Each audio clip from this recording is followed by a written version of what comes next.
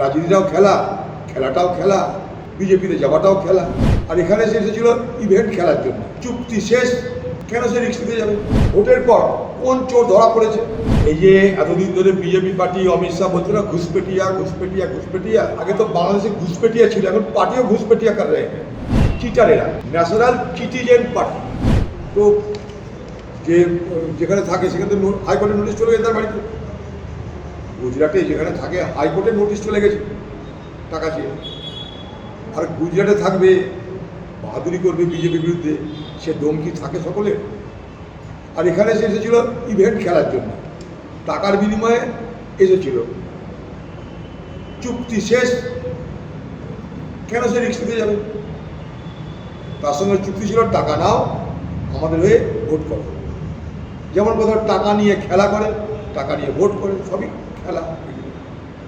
রাজনীতিটাও খেলা, খেলাটাও খেলা, বিজেপিতে যাওয়াটাও খেলা।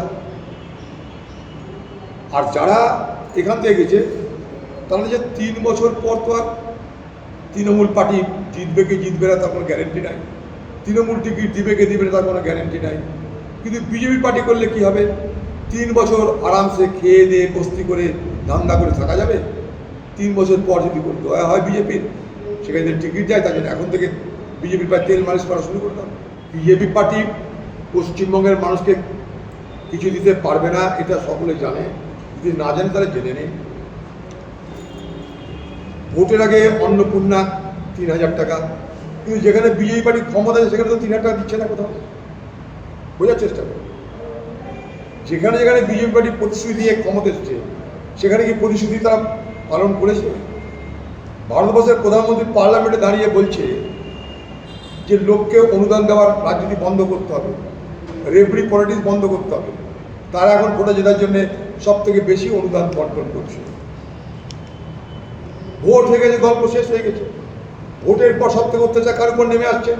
গরিব হকারদের উপরে। দেখুন ভোটের পর কোন চোর ধরা পড়েছে? এই মুর্শিদাবাদে, এই বহরমপুরে একটা তৃণমূলের চোরের কোনো খোঁজ আছে? তার কি চুরি হয়নি? আমি কাল পরশুর মধ্যে আপনার তথ্য দিয়ে জানিয়ে দেবো যে কত টাকা কোথায় কীভাবে চুরি হয়েছে। আগে জানিয়েছিলাম যে এখানকার চেয়ারম্যান তার শাশুড়ির নামে কত কোটি টাকা কাজ করেছে, তদন্ত হয়েছে। কারণ একটাই, বিজেপি মদত করছে তাকে। সব বিজেপিরা, বিজেপি একটা অংশ মদত করছে, আগে বলছে আগে বলছে। তো কি কাকে দেবে কে? বাংলার দরকার, রুটি রুজি, যে কথা তুমি বলে গেছো। ভোটের আগে যে প্রতিশ্রুতি, শিল্প করব, বেকারদের ভাতা দেব, চাকরি দেব, সেগুলো কই? তার কি ব্যবস্থা? দিয়ে দেব, কই ব্যবস্থা? কোথায় ডিএ? কোথায় শিক্ষকদের চাকরি? কোথায় বেকার ভাতা? বলুন কই? এই যে এতদিন ধরে বিজেপি পার্টি অমিত শাহ বলছে না ঘুষপেটিয়া ঘুষপেটিয়া ঘুষপেটিয়া, তো বাংলাদেশ থেকে শুধু ঘুষপেটিয়া আসেনি, বাংলাদেশ থেকে পার্টিও চলে এসেছে ঘুষপেটিয়া করে। কারণ এই পার্টিরা বাংলাদেশে আছে। এই যে ন্যাশনাল সিটিজেন পার্টি, এই পার্টিটা বাংলাদেশে আছে। তাহলে এবার অমিত শাহকে সতর্ক হতে হবে। আগে তো বাংলাদেশে ঘুষপেটিয়া ছিল, এখন পার্টিও ঘুষপেটিয়া কর রহে হ্যাঁ।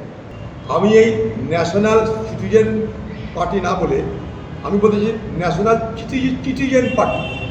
চিটারেরা, ন্যাশনাল সিটিজেন পার্টি চিট করে করছে। সরাসরি বিজেপিতে ঢুকে জাত থাকবে না, তাই বিজেপির সহোদর ভাই হয়ে থাকবো, নাম বদল করে। আরো ভালো ভালো খবর দেখতে সাবস্ক্রাইব করুন বাংলা হান্টের ইউটিউব চ্যানেল। বাংলা হান্টের আরো খবর দেখতে নজর রাখুন। বাংলা খবর মানেই বাংলা হান্ট।